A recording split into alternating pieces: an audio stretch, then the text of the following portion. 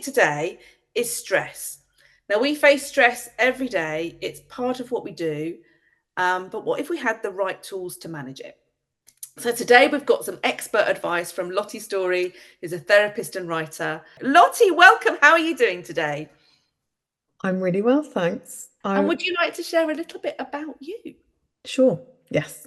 So, my name's Lottie. I live in Bristol. I'm a therapist and I also specialize in writing about mental health, delivering training of this kind as well. So, I was thinking about people who care and what is different about our lives. I'm including myself in that description because I have a son who is autistic and requires additional care.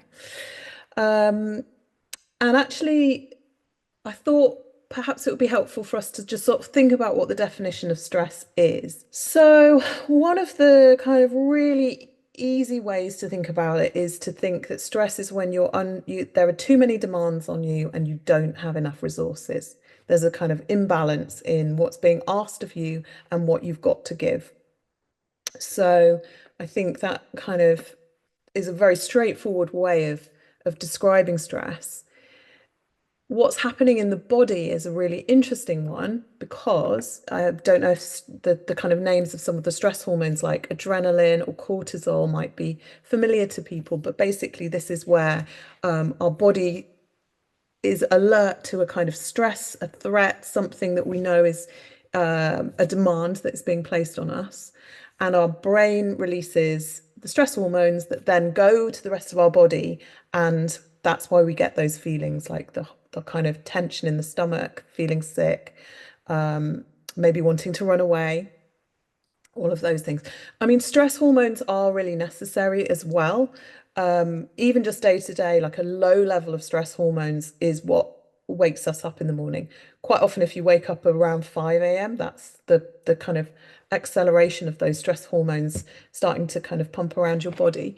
But obviously, even me doing this today, I've got some adrenaline and some cortisol racing around so that I can deliver what is being asked of me today. So obviously the kind of overwhelm and the constant stress can kind of really lead to chronic stress, burnout, that kind of thing. So looking for ways to first become aware of when you're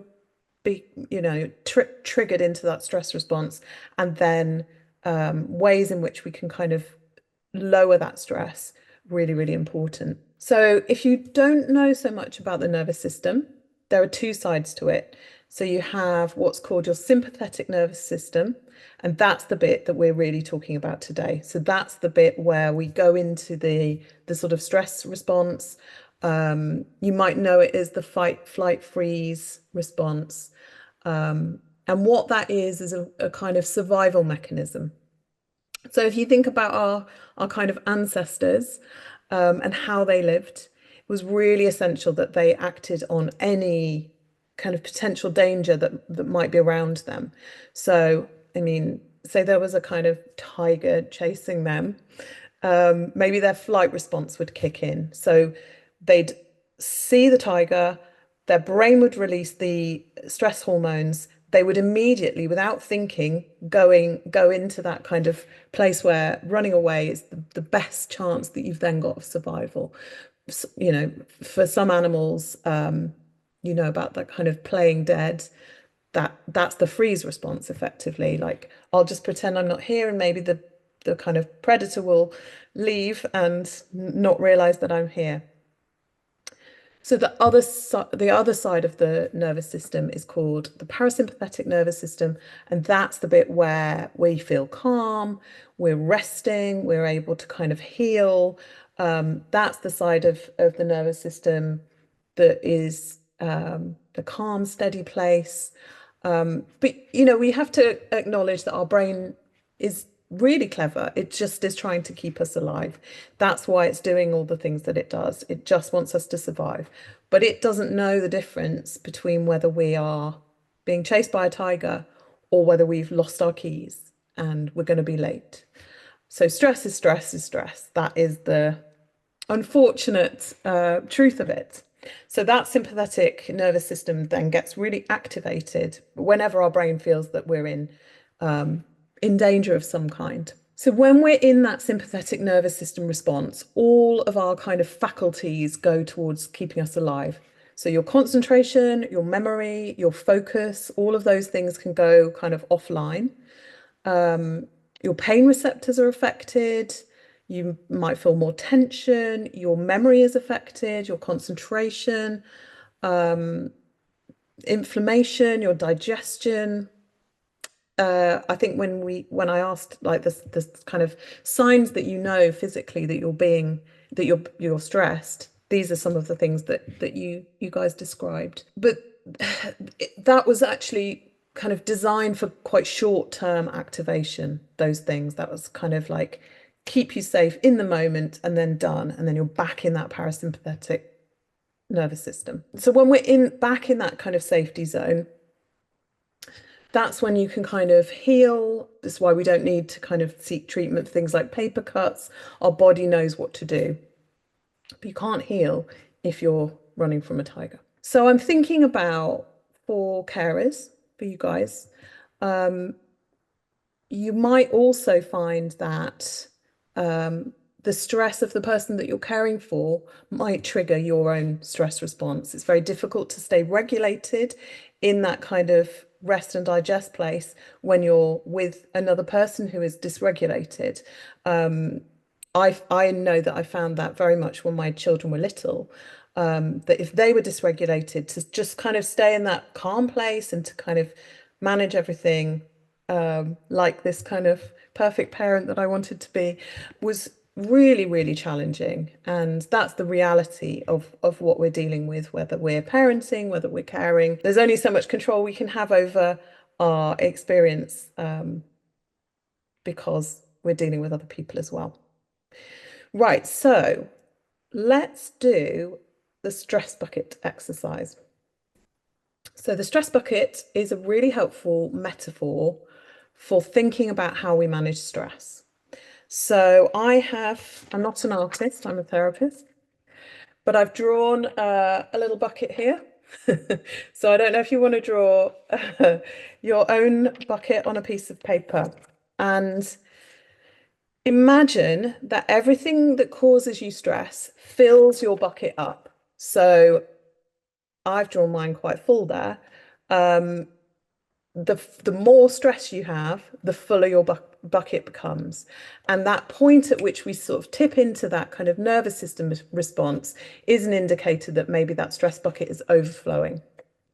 Also important to remember that as a carer, you might find yourself carrying not only your bucket, but also the bucket of the person that you're caring for. So there can be a sort of double overwhelm. What I recommend you do, get your bit of paper and a pen and draw your bucket and then write up here all of the things that are causing you stress. To be really honest about that. Use this as an opportunity to kind of offload, perhaps that can be helpful. So include the big stresses and the small stresses. So maybe we'll take a few minutes to all do that together. I will do it with you as well. Okay, let's go.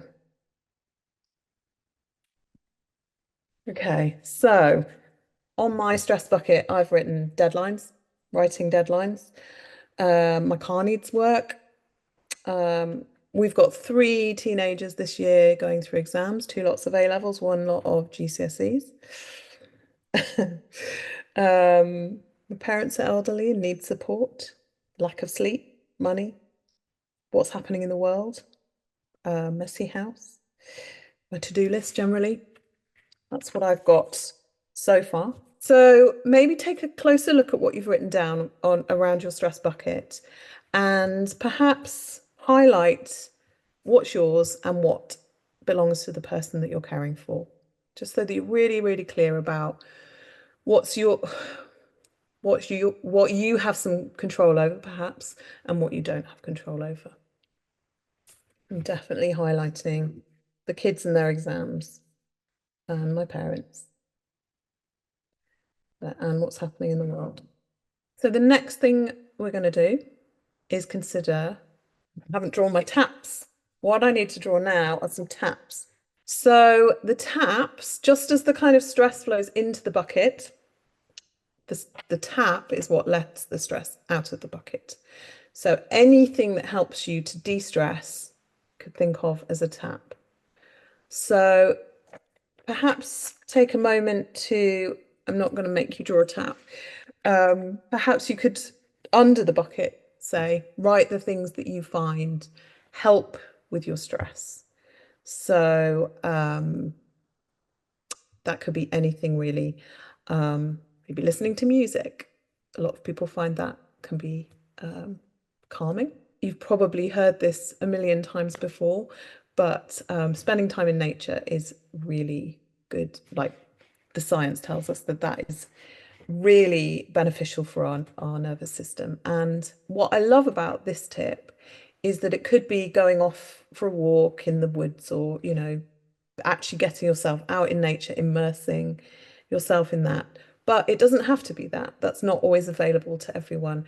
There's a sort of sliding scale of what could be helpful. I've got a park quite close by to me. Some days when I feel like I can't get out and getting kind of stressed, I might even just sort of go to the front garden and go and look at the trees just from my house. There's even a bit of research, which I think is incredible, that said that for people in hospital,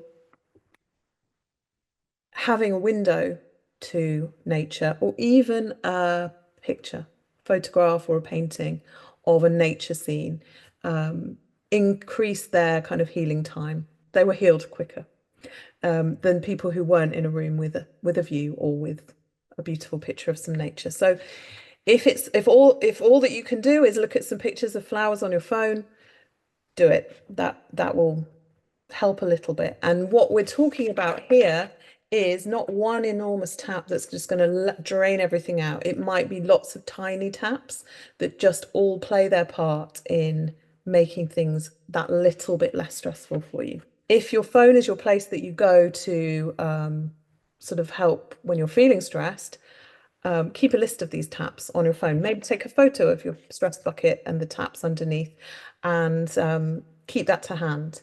If you're the sort of person that stress eats, I mean, I totally feel that.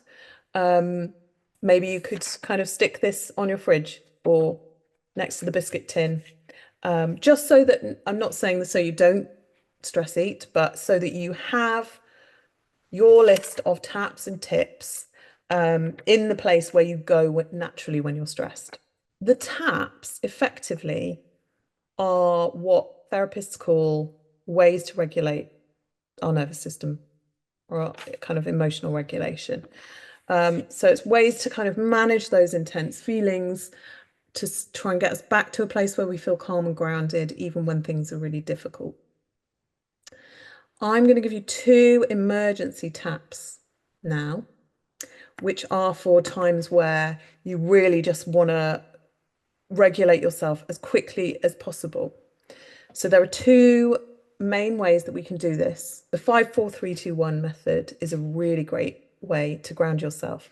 And what that is you just pick the 5 senses and look for 5 things that you can see around you, 4 things that you can hear, 3 things that you can touch, 2 things that you can smell, 1 thing that you can taste. So the other emergency tap is breathing. So there are 2, I think, 2 really good breathing techniques, and they're really straightforward. They're not so complicated that you know, you need to count loads and remember numbers and all that kind of stuff. The first one is called the physiological sigh. And if you have a dog, you might notice that it does this, you know, when it's lying down asleep or kind of resting. And that's where you take a big deep breath in. And then when you're at the top of the breath, you take another little short breath in as well, like before you exhale. And what that does, I can even feel it's just done that for me now, is a little bit more oxygen into your brain and a little bit more carbon dioxide out. So it kind of brings that equilibrium back in terms of your breathing. The other thing to do is equal breathing. There's a brilliant app that I absolutely love. I'm going to try and show you, but I don't know if it will go a bit wobbly because of the background. It's called Breathing Zone and it's free. And what it does, it just shows you when to breathe in, when to breathe out, when to breathe in, when to breathe out. And I absolutely love this app. It's so straightforward. There's barely anything to fiddle with, just the breathing in, the breathing out. And equal breathing, again, brings your brain into that kind of equilibrium that is when we feel calm. So you can do that both when you're feeling stressed as a sort of emergency firefighting technique, or you can also do 20 minutes a day. If you have like a walk that you go on, or, you know, if you're doing something else, it maybe if you're preparing some food, you can make it beep, you can make it vibrate, you can just do that as you're doing something else. I try and do it every day as a way to grow the size of your stress bucket. And what I mean by that is you're increasing your tolerance to stress so you can handle more without getting overwhelmed. And another way to, the only other way, in fact, to increase that kind of size of your stress bucket is meditation. And that's why people like me go on about meditation all the time. And I'm really aware that not everyone finds it easy or helpful, or, you know, it could feel a bit inaccessible. If you do fancy giving it a go, if you've got Netflix, Headspace on Netflix offer some guided meditations, and they're really cute kind of animated things that you just sort of follow. Sit there and just watch it. Maybe just see if that feels beneficial to you. I'm just going to give you one more recommendation for an app, which is called How We Feel. And I think this one is also a free one. And you can use this to check in with how you're feeling. So I think stress is up in this quadrant. Is that stress? Try and do this back to front. Yeah, stress. And then you can kind of say what you're doing at the time. You can do that as a check-in. And then it says, do you want some tools to change how you're feeling? And it will give you some of these tools that we're talking about today. In fact, lots of tools. So that's a really, really good one. Meditation, great way to try and expand that capacity of our stress bucket. So as we had at the start, that one main cause of stress for you, what I'd like you to do is imagine yourself writing it down on an imaginary piece of paper and folding it into your pocket, and we're going to take that with us into the meditation. So let's begin. So if you feel comfortable closing your eyes, then I would invite you to do that, or you can soften your gaze, you can look down. Find a really comfortable position, make sure that you're feeling comfortable and safe. Have a little wriggle around in your chair until you get comfy. You can lie down if you want. Make sure you're warm enough. If there's a blanket or something like that, a jumper around you. And take a few moments just to sort of connect with yourself. Maybe a few deep breaths that we could take together. If that's not available for you right now, then don't worry about that. If you can, breathe in, breathe out. Feel yourself drop a little bit down into your body. Keep that sort of breathing deep into your stomach if you can. Now, what I want you to do is imagine that you're walking through the woods. It's daytime. You can hear some birds chirping in the trees. Lots of big, old, ancient trees are all around you.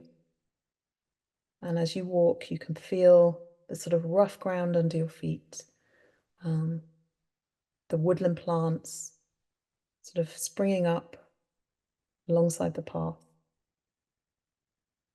And you come across a clearing with a stream.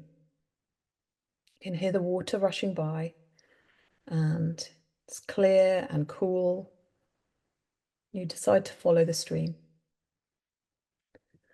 You're walking down alongside the stream as it rushes past. Eventually, the stream comes out of the woods onto a beach. You're walking along on the sand, and you can hear the waves gently breaking on the shore.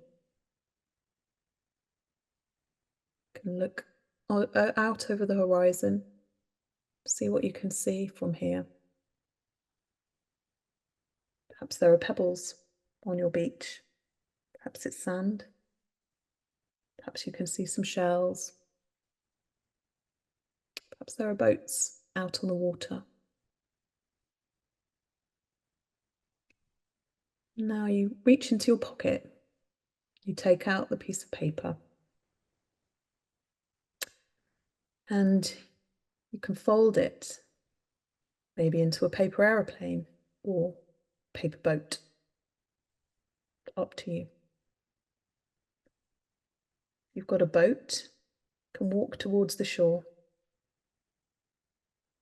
and set your boat into the water. Make your aeroplane fly up into the sky over the sea. Watch as a breeze catches it, and you watch your worry, your stress get further and further away from the shore. As you watch it, let that stress leave your body. Release it to the elements. Allow the water or the air to take it from you, supporting you to let it go and help it be held by something else, something bigger than us. Watch as your boat or your airplane gets so far away that you can't see it anymore.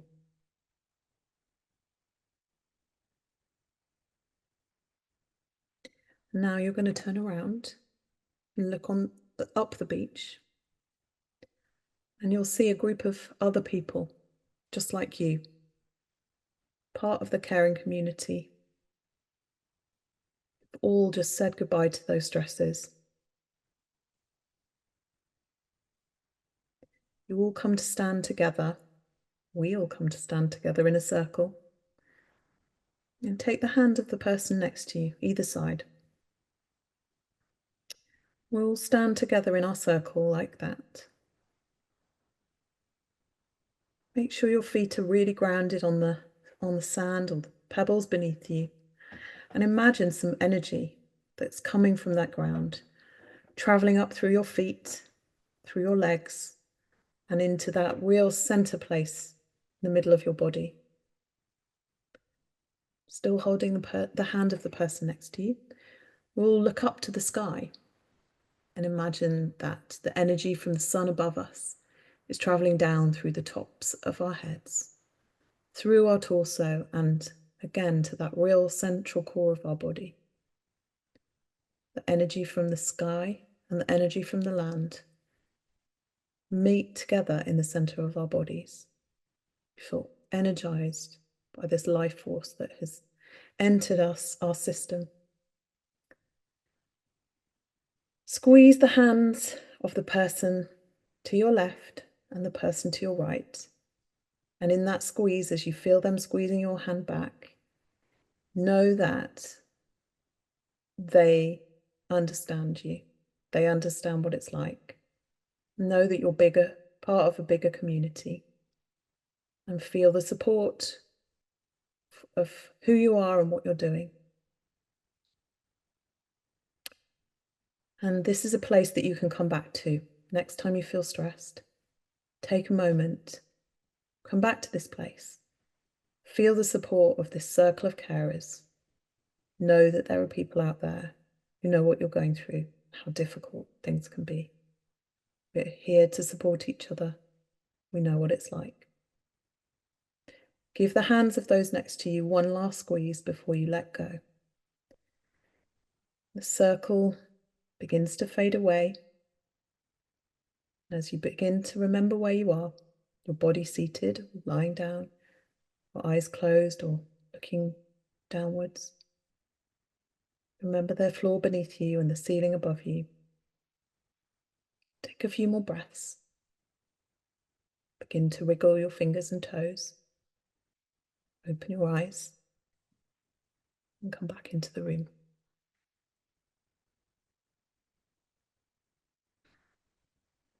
That was lovely, Lottie. And when you, because I didn't know what you were going to cover today, when you mentioned that other group of people on the beach, there was this, a real emotional response to that. So thank you for taking us through that. Thank you, everybody. And thank you again, Lottie. What a lovely session. Take care, everyone.